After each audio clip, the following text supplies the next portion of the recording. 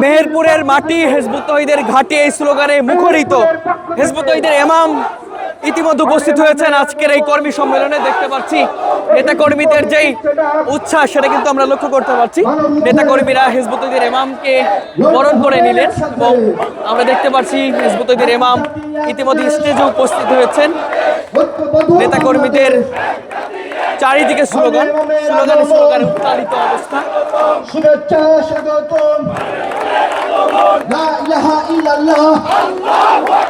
দেখতে পাচ্ছি হিজবুত তৌহিদের ইমাম তিনি হাত নাড়িয়ে নেতা কর্মীদেরকে স্বাগত জানাচ্ছেন এবং সবাই কিন্তু স্লোগান দিচ্ছে। এবং আজকে এই দিনটি মেহেরপুর জেলার জন্য একটা অন্যরকম দিন, কারণ দীর্ঘদিন পর হিজবুত তৌহিদের ইমাম এই মাটিতে পা রেখেছেন। সেই কারণে কিন্তু সবার কাছে এক অন্যরকম আবেগ কাজ করছে।